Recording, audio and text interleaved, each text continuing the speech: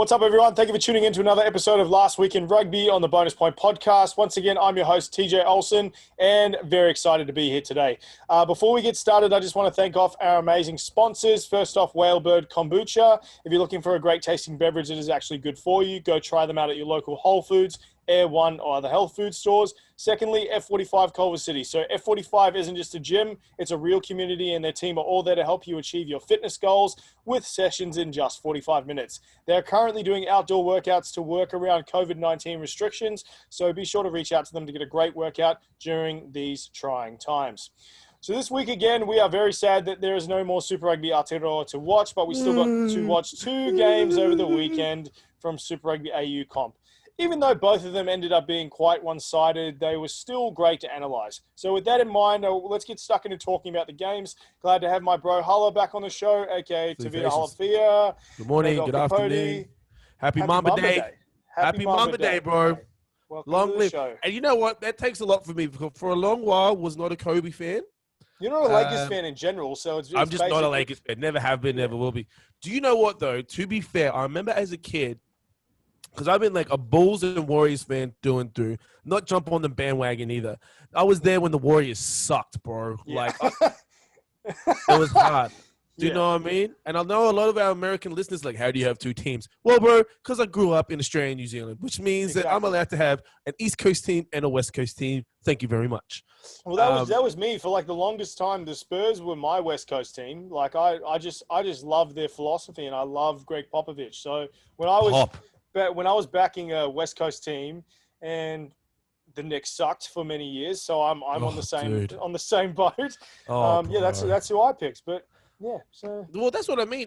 But like watching the Lakers, and you just sense that, you know, I remember especially the MJ Kobe, you know, and I just remember thinking I had a cousin who was like a diehard Lakers fan, only because he also thought he was like a Crip from, you know, Compton. So you know, he was a confused kid.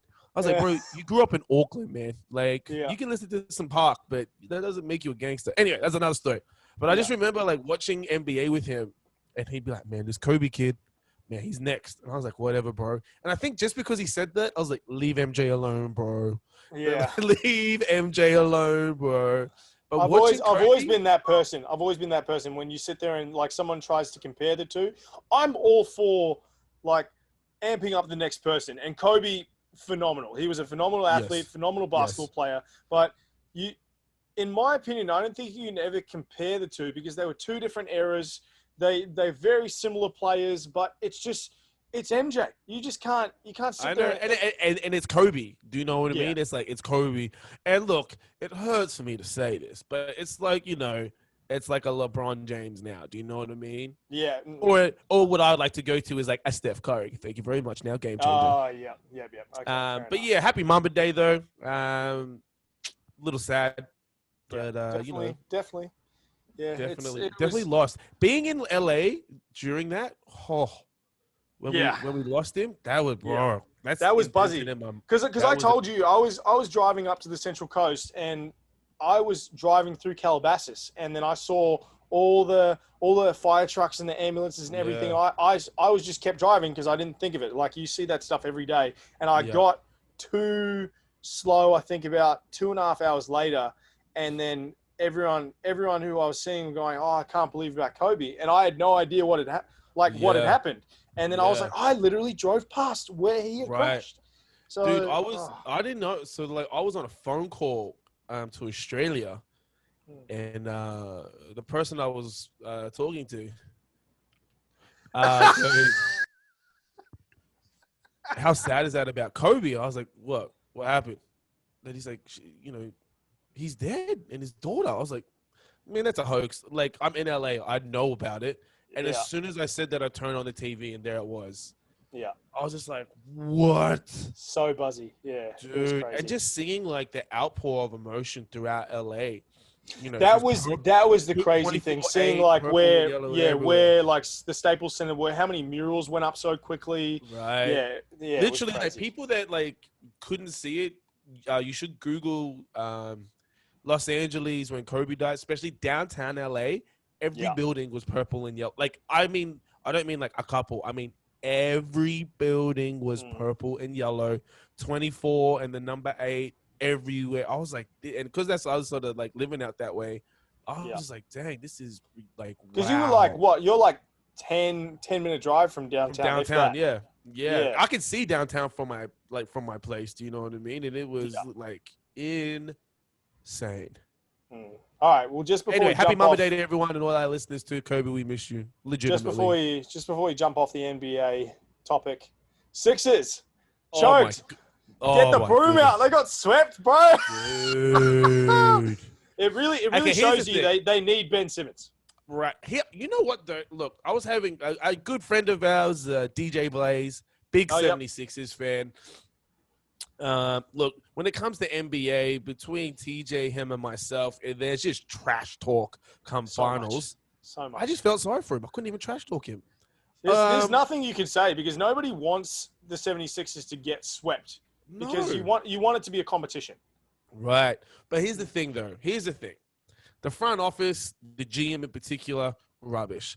I personally don't think they need to get rid of the coach. I don't think so either.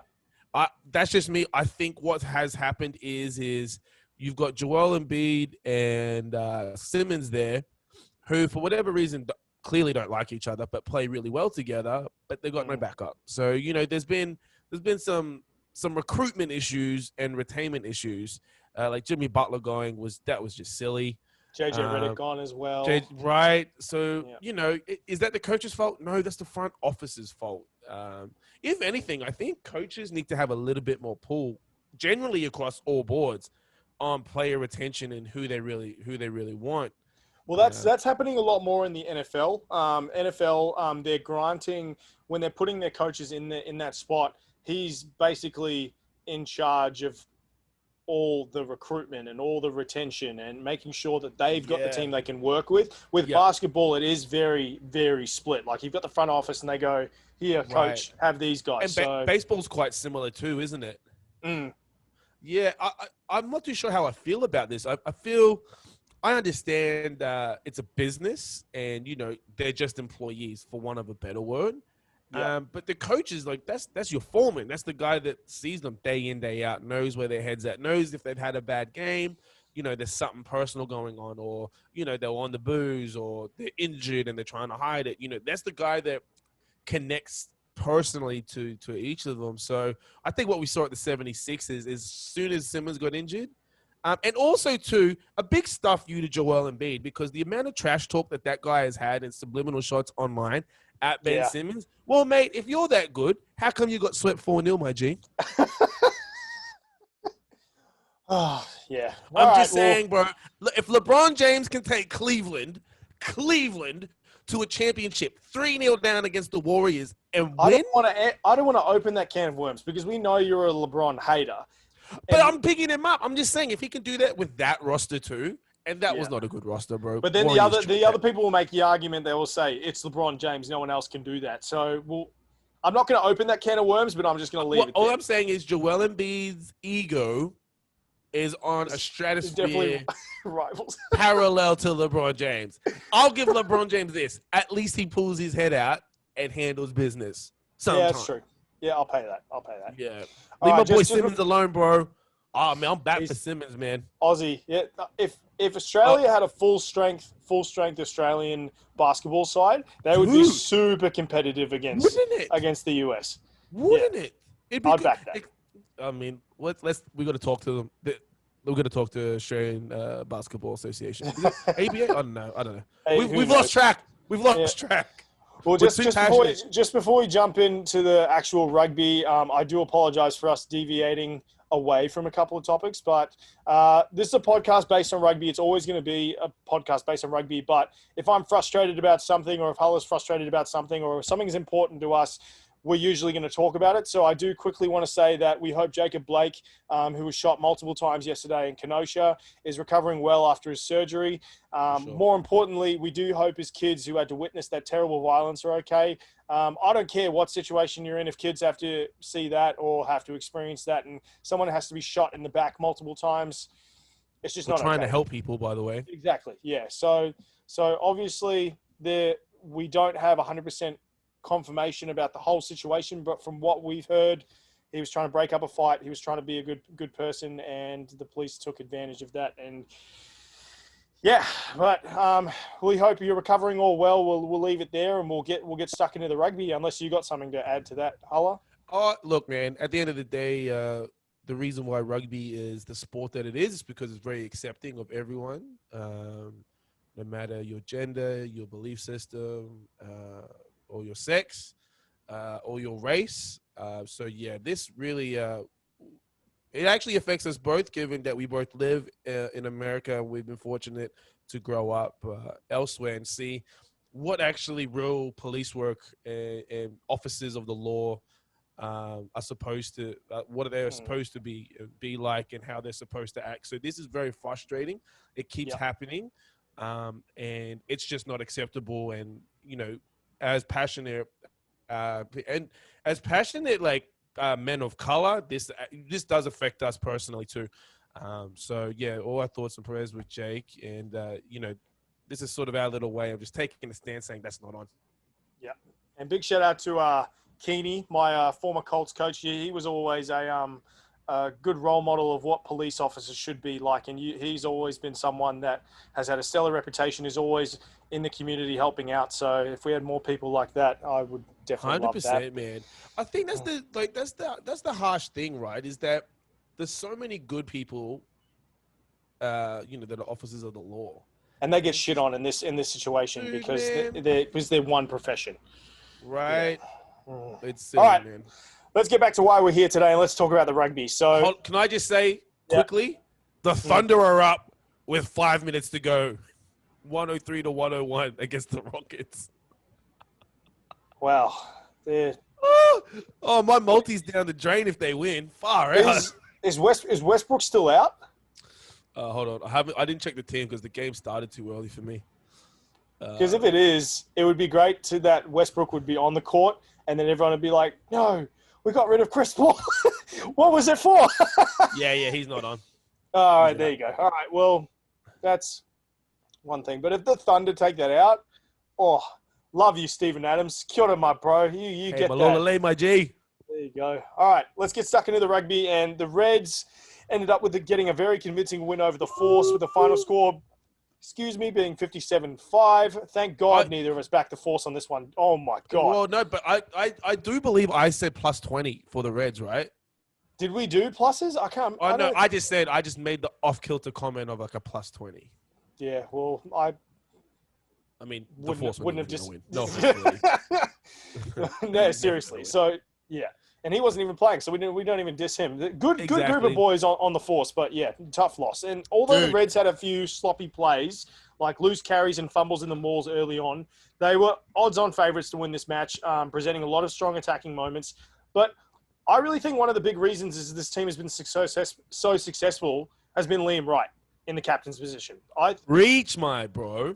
So not only has the gameplay been stellar week in, week out, his energy, his leadership, he brings kind of a leadership quality that's been responsible for the resurgence of the Queensland Red side. Do you reckon that, especially since losing Rodder and Hawkins, do you think they would have had this much success if they didn't have him in that captain's position? Because they've got a lot of talent, but when we've seen the discipline lack and be very woeful at times. Yeah. Okay, so look, I'm going to be very, very, very frank and direct. Losing Isaac Rodder, it annoyed me. It annoyed me, but it just goes to show the type of person Rodder was, not wanting to take that pay cut. That speaks volumes upon the leadership qualities that he would have on and off the field. Do you think it was him leading the chase though, with Lucas and Hawkins going as well, or do you think it was them collectively? It's them collectively. I'm pretty sure they had the same manager too. Oh, that's right. Yes, they did. Yep, yeah. Correct. So I think what happens is, and it happens across numerous sports, when you've got sort of, I wouldn't say elder statesmen because they weren't that much older to Liam, but what you get is, a little foundation of a clique who, they're looking up to, that, you sort of fall in. Folletti even spoke about it last week when he said, when when you come through and you're sort of really humbled by what you're seeing, you don't lift your voice up as much. Regardless of what, if what you're thinking is right, you sort of stay in your lane. What we're seeing at the Reds is a resurgence of the young 2011 team that took the Super Rugby Premiership out. You've got a bunch of hungry young kids that are led by the likes of Nella Tupou up the front, who are just like, put your head down, get the job done. And then you've got, Liam, Tate McDermott, and I think Jock Campbell's been leading really well at the back, which relieves the pressure from someone like James O'Connor, who can actually just come in. Not saying James O'Connor isn't a leader, but he thrives when he can just play his position. We've seen that in the past. So what Liam's doing is, it honestly reminds me, he honestly reminds me of, what's his name? I've totally forgot. I just had it. He played for the Reds. He was the captain when they won the Super Rugby title. Huh? Horwell? The second rower? Yeah. Horwell. James Horwell. Yeah. Do you know what I mean? And he's actually got a mix of Richie McCaw in there. His rugby now is so good. He knows when to play the fast ball, slow ball. He knows when he needs to talk to the ref for that penalty, give the boys a breather when the opposition. Do you know what I mean? And you look at those qualities, and he will 100% be in Dave Rennie's thoughts for Wallabies captaincy in the next if he's not, I'm going to be questioning every choice that Dave Rennie makes. He's been the breath of fresh air, and that cohort in general, the breath of fresh air that Queensland's been looking for since 2013-14. And I think they've got the mix right now. And now it's all about keeping those players and developing, your Baisamis to come through. Because I don't think we've seen a full strength Queensland Reds team yet. Been a while. Yeah. And I think we're getting really close. I think with Jordan Petaia back, with Paisami, I think Petaia brings in a good kind of I wouldn't say youthy exuberance, because he's about the same age as everyone else, but he does bring just that elevated impact. He does provide that extra two punch. He's hard work personified, but then hard work with like just natural God-given talent. It's rare. Like, you don't see players like that all the time. That's an exception. That's a guy that you could put in the All Blacks and he'd still be the best player. Do you know what I mean? He is. Yeah. That's how good he is. So I can't wait to see a lot more of him moving forward in that team, because being led around the paddock by Liam, honestly, it gets me excited. And I'm still backing the boys to bring the Super Rugby AU championship back to Queensland, baby. It'll be a tough one if they do get the Brumbies as their final matchup, because ideally you'd think that's what's going to happen. But, it'll be a good matchup straight away. But so someone you mentioned before, Tupou, he's obviously one of the premier, if not the premier front row in Australia rugby at the moment. You've said that multiple times. And when talking about his dominance in phase play or open space, he's just in a league of his own with his power. But I think the scrum battle in the front row, especially between Cowan and Nella, it was something that it wasn't played over 80 minutes, but Nella really showed his endurance. So it got to about that 50th minute or the 60th minute, and you sit there and you go, okay, the front rowers should be getting pretty tired now. But then he was just like, nah, let's keep playing for another 20, 30 minutes. Let's keep going, my bro. Yeah, so I believe that I think that what kind of sets him apart, obviously he's very unique with the amount of power and the amount of handles that he's got with that big, massive frame. Even though I'm still mad he got 5 meters away from the line and then dropped that ball by trying to sidestep someone. Shimmy, yeah. What do you think that's just kind of one of the things that separates him, or do you think that's the thing, his endurance play with being that size? I think, I think the thing for him is his development in the scrum has come a long way. Because he got dominated. Like the first 2 years he was scrummaging, he got messed up pretty bad. 100%. And what he solidified himself as a prominent scrummager. And with that confidence, I think it's helped him in the broken play. Getting that ball. You'll notice now he's not running just one off the ruck. He's running, 2 or 3 off, because he's got that initial 5 to 15 meter speed. And that will always play. If you've got a prop that can do that can scrummage like that, but also sit between the inside and outside center, run a crash ball and offload and step, then you're choosing him. Yeah. it's You're it's doing already that. You add to happened. the fact, It's the prophecy. yeah, and the fact that he can play 80 minutes, Yeah.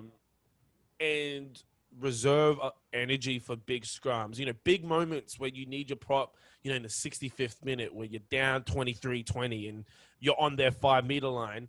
He can do that. Yeah. Do you know what I mean? And one step further as a coach, that adds to, okay, for my backup, what kind of prop do I want coming off the bench now? Do you know what I mean? Maybe you want sort of like if you've got someone that can be dominant like that, you don't need the slower, a slower type prop. Do you know what I mean? Because you look at the difference between him and Alan Alatoa. Alatoa's a little bit slower off the ball. Can scrum amazingly. I'm not taking that away from him. Great lifter in the line out. But comparatively, it's like, okay, cool, but I've got Nella to do that, right? So then your hooker choices change. Do you know what I mean? Yeah. And then your other side props. So everything, you're shifting now. And that's what I was saying. We could be looking at for the first time almost a dominant Polynesian Wallaby side, given Which the obviously position. we would love. Be amazing. I'd also be the first to hate it. Be like, why don't you play for the Islands, man? International rugby boys, do something. But do you know what I mean, though? Because now what we're seeing is that the development of, especially the front five, being able to be just as fast as the Lucies, if not a bit faster over that 5 to 20, and also be playing 65 to 80 minutes. And that changes everything for your squad of 23 with whom you're playing. Because if you're going to play, let's take England, for example, great scrummages, or Argentina, you want a bigger front row. So you'd have to think that, Alan Alatoa, Dubo, and maybe even Pai, what's his name? From Reds, the hooker? Totally forgot. Pyango Mosa. That's it. Like, that's a solid front row. But then your second row is, you're like, okay, well, you can't tell me nothing. Sakala Loto has been the form second rower right now. Do you know what I mean? So, it all depends now. But, yeah, the ball's confidence comes from being able – the one thing his weakness was, he's now his strength. So all his other strengths have just gone through the roof. So let's actually talk – well, you bring up Pyango Mosa. We wanted Folletti in that starting number 2 jersey, and the Reds got the W. But we saw former Reds player Andrew Reddy go up against BPA in the number 2 jersey. And I truly think in the first half, Reddy had a way better game. He did. His scrummaging, his line-out throws, defensive pressure. He ended up putting up a try against his old team. But, it was, I reckon, that's what you're looking at, though, because then you saw what happened in the second half. Dead. Yeah. And this is what I mean. If you're Dave Rennie and you're on the board of the Wallabies, you're looking at combinations across the board and seeing, okay, cool, what's the best possible combination? I think Dave Rennie, knowing Dave Rennie's coaching record, he definitely doesn't choose form only. He chooses, okay, what's the opposition we're playing? Yeah. What's the best attacking weapon to move forward? I think, though, with your front row, the tight five, it needs to be almost similar week in, week out, barring injuries. Yeah. But let's talk about the 9. So, obviously, Tate McDermott. President. Oh, my God. Just give him the number 9 jersey now. There is no one in this country that's better at that job than him. Okay, so that's the question I wanted to ask. So obviously he played pretty well until the 60th minute, and the 60th minute kicked off. He whipped out the champagne rugby skills, and he scored 2 tries, almost 3. He had a great game prior to that, and he was on fire. But do you think that he deserves the 9 jersey, or does he need to develop a little bit more for the Wallabies? No. Because no. Who else would you even consider? No one. Tate McDermott No won one. 9. No one else. So no Joe Powell. No. No. Who else? Ian Price too old. Who else have you got? You've got Rebels. They don't even have a good 9. So no. Yeah. Here's the thing. The thing with Tate McDermott for me is going back to the difference between All Blacks rugby and Wallaby rugby. Mm-hmm. The Wallabies, they've played a style of rugby where it's okay, let's make the best decisions, let's stick to this game plan, not we got the ball, take it off us. Take McDermott at 9, make sure that he gets that ball. And if he's not doing something, he's setting up someone to do something. They haven't had an attacking night, and no offense to anyone else, but ever since Will Genia, they've had terrible selections at 9. You know, slow ball, or can't pass as long, or terrible, you know, with the box kick, or sniping at the wrong times. And this is my personal opinion because they've gone through 4 or 5 halves since Will Genia, then got Will Genia back. If that doesn't tell you anything, it should tell you one thing, that they haven't had a consistent number 9 that they can base plays off, that they can trust in that position. Yeah. Tate McDermott is that guy. You put any fly half outside him, and he makes him look good. That's how good Tate McDermott is. Tate McDermott is the greatest thing since sliced bread. And we're not even eating bread, so there you go. We're not even eating bread, seriously. All right, we'll end talking about this game, about someone who I've been super impressed with all season for the Force, who's Ralston. So Ralston, he went up against probably the best winger in the comp in Dungunu this week. Mm-hmm. I don't know if you agree with that, if Dungunu was probably been the best winger of the comp. I think he's the most informed, for sure. Yeah, but I think Ralston was quite disruptive on defense. He had a few great attacking plays as well. He scored a try basically every game he's played this season. So what do you think about him? Yeah, I think he's like defensive. His defensive reads impress me. He knows when to push, knows when to hold, and you can hear him yapping. You know, especially with no people in the stands. Yeah, push in. I mean, for me as a coach, you know, you want to look at your wingers and your fullback are like, they need to be big communicators. They need to make the right defensive reads. And quite honestly, I think he's done really well in that. Wingers in attack, it's easy, man. You catch a ball, you run. Do you know what I mean? And it's about sizing up your opponent. And again, I think his rugby head's really, really good. It's not like he's overly bigger than everyone else or overly faster than everyone else. So being able to size up your opposition and make the best call for that moment. And he's just been consistent about it. Like, he's just made that right call. Yeah, definitely. He's actually really good too at talking to the 10. Do you know what I mean? Like, he plays a wider game, so he'll hug the line a lot. And then, you know, he sort of runs that J. So if he's on that 5, he comes out and then he shoots in for that cut ball or from the 12 or the 10, or they'll grub it through or chip over. He's been really impressive, actually. Does he get a Wallaby squad call? So not a crack at obviously the team. I don't think he'll be able to get there. But does he get a squad call up?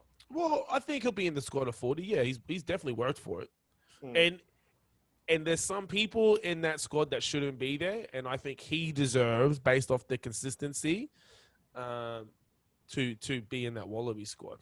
Yeah, let's see, because who knows? But yes, I don't think he makes the starting 23 at all. Yeah, I don't know about the contingent, about what's going to happen with the Western Force, because I don't know if they sit there and go, let's keep him in the competition, bros. Keep him in the competition. Let the kids play, man. Let the Perth kids play, bro. Okay, Coach Carter fan. All right, there we go. I know, right? It's funny how, we'll hear that and we'll be like, yeah, Coach Carter immediately. Everyone will be like, why are you screaming at that poor guy? Why is he saying that over and over again? Be like, look at the reference. Watch good movies. Watch good movies. Damn it. Disney Plus, baby. Look it up.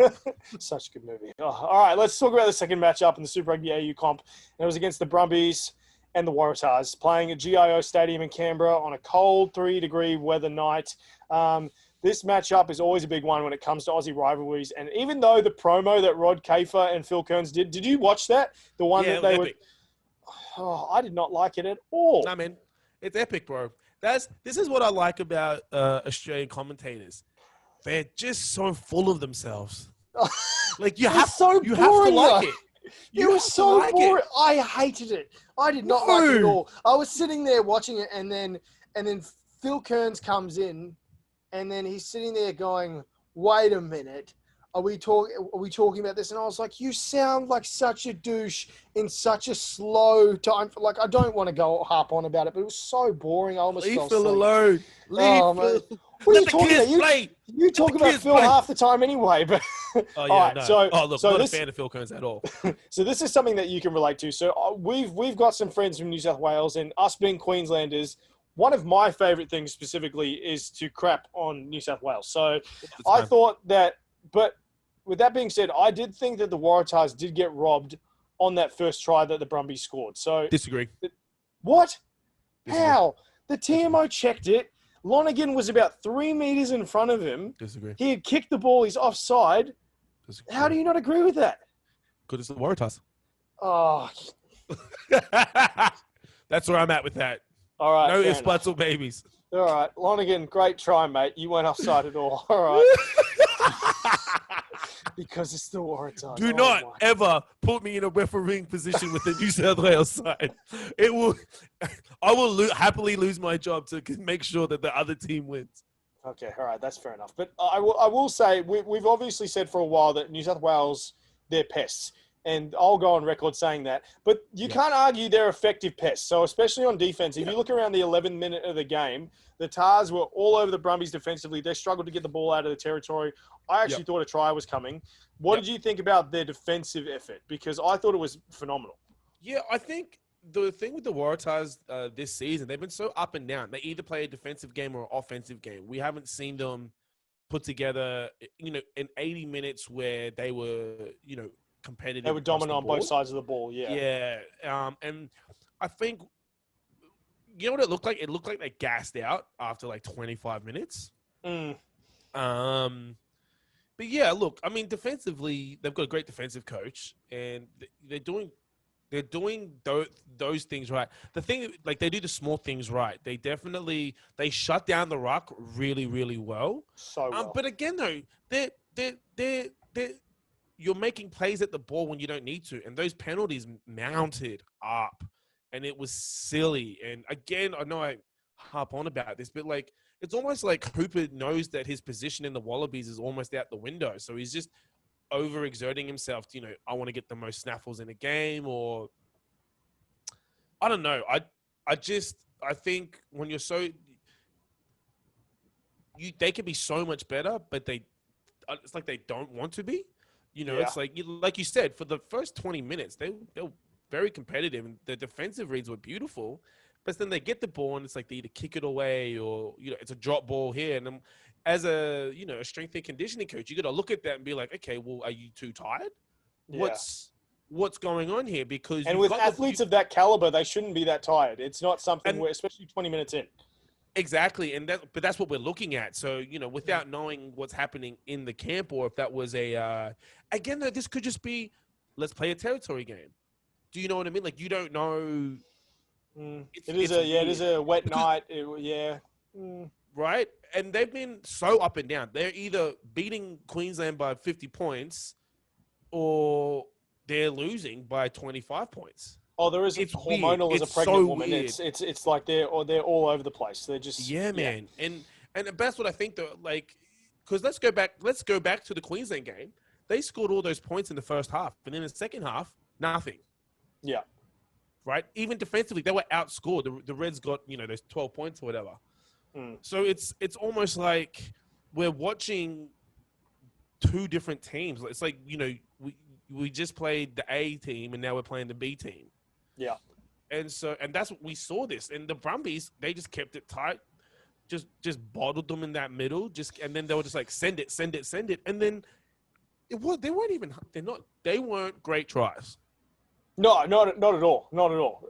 I think a lot of them came off really shitty defensive reads, or it was just something where, actually the next person I wanted to talk about was someone who's really impressed me is Bailey Kunzel. So his kicking, I think obviously we want Lolosio in that number 10 jersey, but he can't because his hamstring injury. But me personally, his crossfield kick to Andy Muirhead, spot on. He expected that bounce. His grubber for what's his face? I was just talking about Lonergan. Was a great kick, even though Lonergan was offside, and I'm going to quote that for the rest of my life. No, he wasn't offside. Because it's New South Wales. But it was he set up most of those. But yeah, you're right. They didn't play super well to just elevate over the Waratahs. But what did you think about Kunzel? I agree with you. great touches. Mm. Because Especially his kicks off the tee. He Yeah. reminded me of like a young Jonathan Thurston, the way he like curled that last kick around. That is actually a really, really good analogy. Yeah, he is. I think he's a taller fly half, right? Yeah. So I think it's like Bowden Barrett, right? Being just a little bit bigger, it's almost like they have that half a second longer to make a play, because the defense read is always going to be like, oh, is he not? Yeah. So do you know what I mean? And that just gives them that little bit more extra time to sort of make a play either side. Mm. His touches with the ball, though, like even his passing was like schmick, dude. Like he was really making those they were either super, super flat or like literally like if they run like a block play, like behind his back. Yeah. Do you know beautiful. what I mean? It was just on point.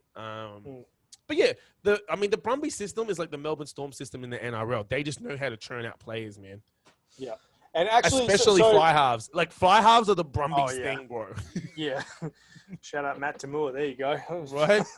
And we got to see a bit of a different backline. So we saw Carter in the centres at 13, giving Wright, Banks, and Muirhead the opportunity to play that back three.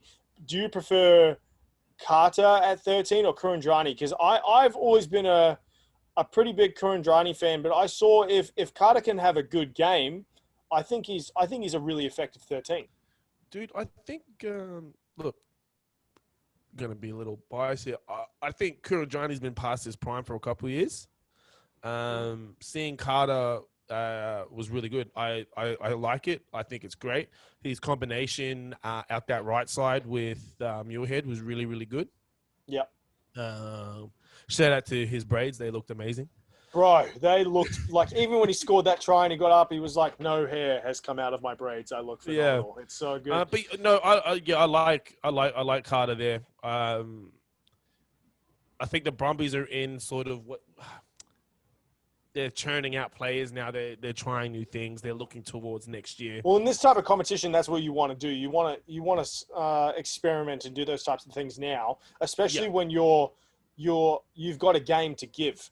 Yeah. Because even if they would have lost that game, they still would have been in that top spot. Correct. Yeah. Correct. Yeah. Oh, hold on. Would they? No. Let me look at it. Well, because it was 26, and then the Reds were 22 after the win, weren't they? No. So Brumbies, if they had lost, they would have gone to second. Oh, because they're only on 23 points. And so they must have not added the points in yet when because they lost the Reds have gotten more bonus points. Oh no, same bonus points. Same bonus points. Yeah, so they're only 2 points behind the Brumbies. Oh, you're kidding. Okay. So, but they've got the Reds have the bye this week. So if Brumbies beat, that's what Rebels, it was. Yeah, because the Reds had the bye this week. Then they'll be ahead. Yeah. So even if they would have given that game. Yeah, and I think even if Waratahs win this weekend, they're still sitting third. How far away are the Rebels? Rebels are 1 point behind the Waratahs. So essentially, this week, I hope the Rebels win this week.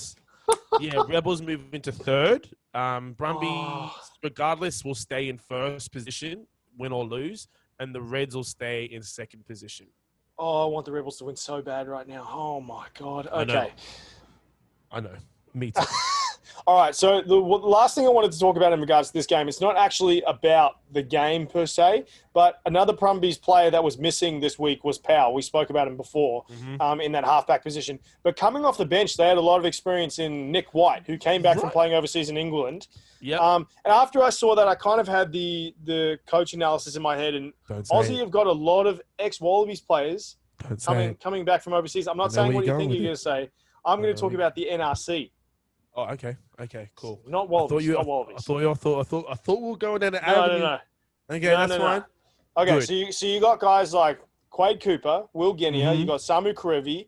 I don't know what Sean McMahon's doing. I don't know if he's come back as well. Who potentially could play in Brisbane, and you've got Nick White. I don't know where he's from, but he played the city competition. There you go. Yeah, but you could see more former Super Rugby players and more former Wallabies than NRC? ever before in this NRC competition. So do you think that's going to happen, or do you think they're going to give it to the younger guys? Well, Rugby Australia need all the money they can get, so they're going to play those Wallaby players, my bro. Okay, and that is, done. All right,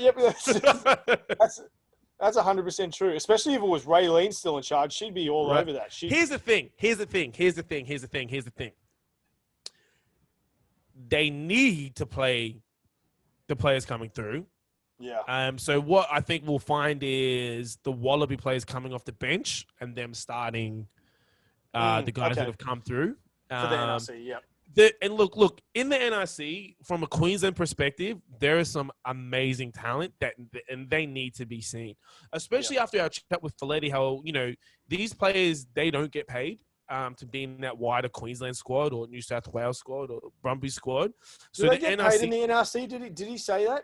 Do they get paid? He didn't say, actually, but if you're in the wider squad of a Super Rugby team and you're not getting paid, I think you don't get paid, but everything's paid for. Okay, yep. Yeah, that would make sense. Like, even I was just down. I saw a West game last week, and man, they've got a talented team, and especially like their halfback. We're talking about halfbacks. I think he's probably. I don't know his name, but that's the second week I've seen him play. The first week I've seen him at Wests. Live, and this dude was honestly was like listening to George Cregan and Justin Marshall together. That's awesome. And I was like, man, is this kid signed? Like, he needs to be in the system. Yeah. Probably not for the Reds because they've got Sorovi, someone kid and McDermott. Yeah. But he definitely deserves to be. So like, I'm hoping he gets a start in one of the teams because it's important that these young players really they need to be developed. Yeah, man. And and that's across the board. Weekend I sit at home, and if I'm not at a game, up the filth, watching Yuck. live feeds on YouTube. Don't mention the filth on this podcast, please. No brothers, rugby clubs or good. He's gonna hate, bro. He's gonna hate, bro. I'm gonna hate all day long. But yeah, continue your thought. But yeah, so I just think they need to develop them. Having said that, though, Quade Cooper should still be playing Super Rugby. So seeing him 100%, 100%. Yeah. I'm just gonna say this: he would towel up every fly half in the country right now. I'm just gonna Ooh, that's a bold claim. That's a bold claim. Sign out there. Shout out to my boy Quade. Right, QC, fair baby. enough. Fair enough. QC, baby. Well, and a lot of people may be hearing this and thinking that we're just jumping on the ARU at the moment, trying to start some banter. But this is happening in the Mitre 10 Cup as well. We saw that Kieran Reid is coming back. He could be playing. Counties, baby! Booyah! Exactly. So there you go. So it's definitely something that's happening all around the world. You've got a lot of people coming back and they could be playing in these provincial competitions. And the same argument could be made that the spot should go to a back rower in the Mitre 10 Cup. But I said it on my social media. How many opportunities do you get to learn from a former All Blacks captain? And exactly, and that's invaluable. It's not like someone's losing a spot. If I'm going through that system, and even when I was younger, and I got to be like, come through, and I'm like, oh, this is like the whole like I'm listening to like these guys. Yeah. You learn, you're in awe, you learn, and you're just like, wow, I'm glad I got that shot. And the amount of people that are talking crap about how Dan Carter came back and he could be taking away a spot from the Blues. How many people do you think learnt from Dan Carter? Like it was, who was it? Who was it? It was a fly half. I can't remember who it was. And he addressed it on his social media. He's like, just saying every Kiwi fly half learnt from Dan Carter. So yeah, I'm more than happy for him to be playing in Super Rugby.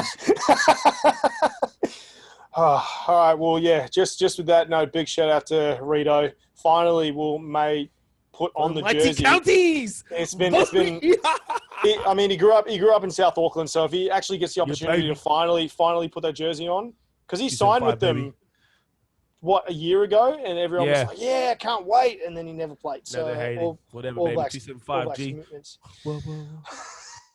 All right, so we'll get into our predictions for this week, and we only have 2 games to predict this week, again, because the Super Rugby AU competition is the only one running.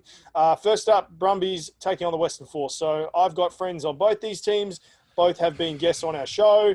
Got to back the Brumbies on this one. I'm sorry. With the way they've been playing, it's highly unlikely that they're going to drop this game just because it's week 9. So who you got? Yeah, look, my heart wants Force to win. So bad.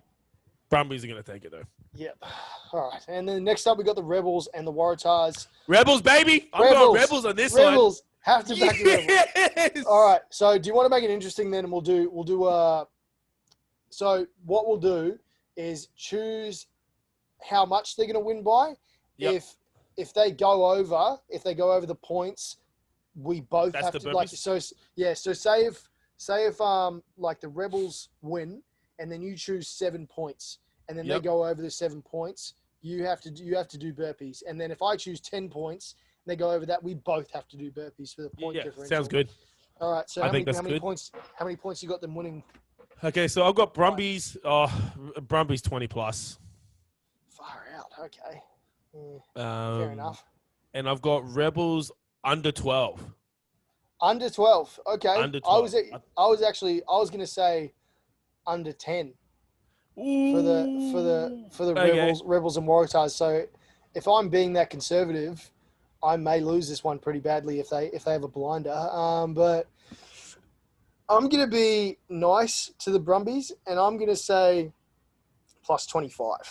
So wow. go. Yeah. Look, okay. Look, it's not like I can't use the exercise. Like if I sit there, I'm for real. Like, oh, man, those 50 burpees killed me, dude. Oh, don't even get me started. And that was my conditioning day, so I just finished all my conditioning. I remember you sending me that message. I got to ride 15 kilometers back home anyway. That was before the ride. You sent me the message and you were like, hate your burpees. And then you had to ride the 10, 20 Ks. Yeah, how far is it? Yeah, and then come 15, just over 15 Ks there, and then another 15 Ks back. Dude, I got home, had a shower at 8, and I was like, I'm going to sleep now. I did a cardio session with the missus this morning, and then we did burpee box jump overs. And then after doing that, I was like sitting there going, no, I hate myself. Why would I do that? Why? Well, I'm married anyway. I don't need to look good. I'm trying to look good. So she actually has something good to look at when she rolls over, not just a big blob. So kind of you. I know, so very kind when I could easily just get comfortable and just get fat as hell. But oh well. So obviously it's called the bonus point for a reason. On this week's bonus point segment, we're going to switch it up this week with Hala's new segment. You know what really grinds my gears? No, I'm just kidding. So it's your week to take us through a bonus point. What do you got for us, Docs? Yeah. Okay. So it's been frustrating me for a couple of years now. Is the final years? Format. Am I gonna cop like a whole brunt of like so much? I'm just saying it's been rage? built up. I haven't had the outlet. So here's the thing, right? Super Rugby pre 2018 was pretty much you had your start at 12 Super 12 Rugby, then it went to 14, then it went to 15. But essentially, it was you finished your round robin and the top 8 playoff, right? Now, I was always a little bit skeptical on how they did the finals and back before 2018. It was pretty simple, like 1 versus 8, 2, 7, 3, 6, 4, 5, and it's all elimination, which I think is super unfair for the top 2 teams. It got worse in 2018. What was introduced is the 3 conferences, Australian, New Zealand, South African conferences. Here's the thing. You didn't actually play all the teams. You ended up playing twice in your conference, your team. I didn't even realize that. Yeah, so the Reds will play Waratahs, Rebels, Brumbies, Sunwolves. Rest in peace, the Sunwolves team. And then not rest in peace. They're going to another competition. I'm just saying. And then they would end up playing a few of the other conferences team. Here's the problem with this is if you are wanting to play the best in the world or in your competition and you're not actually playing everyone, how do we actually understand the standings of where you stand in your conference? Funny question, Hala. Let me answer that, Hala. So this is how it worked. Each team plays 16 regular season conference matches, including 8 matches within their own conference, which is what I just said, home and away, and 4 matches against teams for each of the other conferences, home and away. That means this is 120 matches in the regular season with a 7-match, 8-team final series. Silly, isn't it? So you're going to play in your conference twice, and then you only get 4 chances to play another team. Here's where it gets a little bit confusing and a little bit silly. It's not already confusing already. Come the final series, the quarterfinal hosts are 4 teams. 3 conference winners, so the top of the ladder for New Zealand, top of the ladder for South Africa, top of the ladder for Australia. But then there's a wildcard team, which is based on tournament points, regardless of the conference. So this is what it could look like. Let's just take the Crusaders. We'll finish at the top because they always do in their conference on 46 points, but they'd also be at the top of this whole tournament on 46 points. Second could be a South African team, let's say the Lions at 24 points. Third would be an Australian team on 17 points, but they're your top 3. Makes no sense. The fourth team would be a wild card, most usually a South African or Kiwi team on 45 points. So what we're seeing now is a disparity between the conferences in that the New Zealand teams overall, taking the 2018, for example, the only team that didn't make the top 8 were the Auckland Blues, who still were higher than the rest of the Australian conference. So overall, what could have been 5 possible teams in the top 8 from New Zealand only ended up to be 3, given that the wild card draw takes precedence, which means that there has to be a South African team in there as well and an Australian team in there as well. Are you following me, TJ? Definitely am, but I will interject, and I think we'll say that I think we're both in agreement top 8 should play, regardless of conference. Yeah, correct. And this is what annoys me, and this is what really grinds my gears is after the quarterfinals, right? Again, it goes back to a 1 versus 8, 4-5, 2-7, and 3-6 elimination final, which is not fair when you think about it, because you're going to have, let's say, the Crusaders at 1, who are clearly the most dominant team in Super Rugby, playing against someone who barely scraped in, which could be an Australian team, off a wild card entry, when really, competitively, another Kiwi or South African team higher ranked could have been in that position.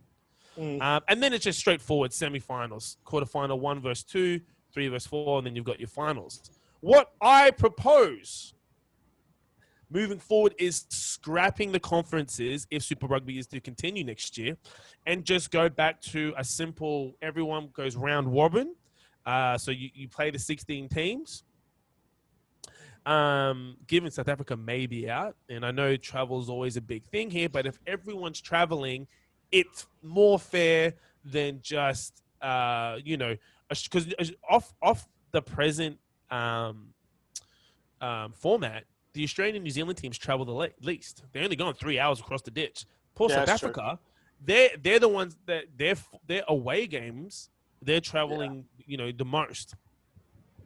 Anyway, moving forward, I propose that we go back to a 1-8 finish, where week 1 and 2 have a rest, and then it's elimination 3-8.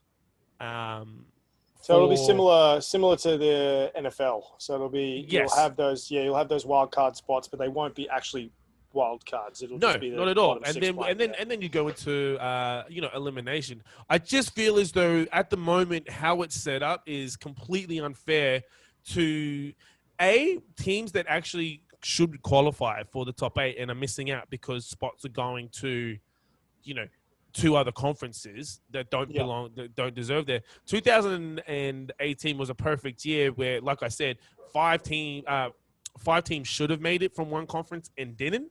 And it's just not fair because they played better competition and it was more rounded out. But that's the bonus point thing. And I'm getting to it because in New Zealand this year, for the Super Rugby Aotearoa comp, they just there was nothing. It's just whoever finished top of the table. But Yeah. then in Australia, we're doing a playoff for one. So at the end of next week's games, whoever finishes first gets a rest off. 2-3 play. Winner plays one. Now, I'm cool with that. I think that's a lot more fair than what we've seen in the previous years. And that's why I was like, we need to get into this. I want to get back to a top 8 finish, regardless of where you're from. The conferences, all the conferences do are make the shittier conferences feel good about themselves. I agree 100% with what you're saying, but do you want to hear my take on it? Or, that's it. We're done. Thanks for tuning into the Bonus Point Podcast. Get the hell out of here. All right. So I'm saying completely scrap South Africa because I think the travel commitments and preparing for a game, acclimating to the time zone, ridiculous. I think they should play in their own conference, whether it's in Europe or wherever they want to play. They go play over there. I understand that it was in the regard to get Argentina and South African teams so we can prepare and have teams playing against for a similar rugby championship style, but I think they should play in their own conference. What I'm proposing is we have New Zealand and Australia. They stick competing with each other, and we roll along with the Pacific Islands team that has been promoted, and so that makes a total of 10 teams plus one. We've got 11. So this gives the opportunity for every team to have at least 1 week, have a bye, and it doesn't mess with the schedule. And I still think stick with your schedule. We still got the round robin, but with only 11 teams, we do a top 6. So we've got the bottom 4, and then we had the top 2 take a break. That's fair. And then do that. So at least that way, similar format, and then we're not having teams go and travel over to South Africa. And even though we're talking like three hours sort of maximum. Yeah. Unless of course we have Perth, in which case it'd be like a 5 to 8 hour. Yeah. Which isn't that bad. Yeah. So I think we've both got the right idea. Is we need to have something that makes it more even and fairer, because you look at it, the best players and the best teams should play, because you said it, like the amount of New Zealand teams that if you look at the overall standings of everything, you've got 4, maybe 5 teams that should be in that top 8 or Correct. top 6 if you do it my way. So and that's the thing, like how, in order to be competitive, you have to play the best teams. Australia aren't doing themselves any favors by only playing one, and because it's on rotation, right? So let's just say in 2018 the Reds played the Blues Crusaders. The next year they'll play Chiefs and Highlanders. Yeah. And Canes, or do you know what I mean? And it's like, it's not fair for the, and look, on the flip side to that, I'm not saying that there's easier teams, but there's definitely for teams to blood more players through, the chances of the Blues playing a second rate, like they're, or blooding in plays against playing New Zealand teams all the time, it's rare. But if they know that they're going to play a team like, let's say, the Sunwolves, who are super competitive but just don't have the skill level, they're going to be able to blood their players through. So it helps all the systems, and it helps it be more competitive, because then the Sunwolves, no offense to the Sunwolves, but your full-strength Crusader squad's going to destroy them, right? But if they've got some more players coming through, the Sunwolves in 2018 pulled off some great victories, because I won a lot of money off them, causing upsets. and Folletti said it right too. He said that to play the best, to be the best, you got to play the best. And he said that 100%. He's all for Australian New Zealand combined conference of Super Rugby. Has to be. So I think we'll leave it there. But if anybody from Super Rugby is listening, aka Sansa, just listen. Get your shit together, bros. Because we know what's up. We know what's up. We know how this works. Yeah, we're not just a couple of dudes from other sides of the world just having a chat about rugby on a podcast because we've got nothing better to do because of COVID. Yeah, this is definitely something that we are passionate, we are informed about, and we should be listened to. So we'll leave it there, and we'll. Hopefully that happens, because that would be awesome. Yeah. Yep. But all right. Well, what do you got on for the rest of the day? What are you doing? Today I'm got another session today, so I'm booked out from about. I got to get ready in about an hour. About 11 a.m. to 11 p.m. tonight. Just making sweet, not love music. There we go. All right, dope. How about yourself? I got a couple more things to do. I'll do some editing today, and then we'll just enjoy a good workout that I'm going to die from, sticking to that 28-day CrossFit workout plan that I'm Woo! doing. Get it, So, baby. yeah, I've been sending you some of those sessions, and you've been saying they've been pretty killer, and they have I've been been. saying to you, that's silly. You're a silly sausage, a silly I've fit been sausage. struggling. But everyone, happy MAMBA Day. Happy Mamba Day. Thank you for tuning in. Rest in peace, Kobe Bryant. Rest in peace baby. to his little girl. Baby. Yeah, but yeah, everyone have an awesome day. Happy MAMBA Day. And hopefully everything in the world will come right. But that's a big big if. But yep, thank you for tuning in, everyone, to the Bonus Point podcast. We look forward to seeing you guys next week. Peace.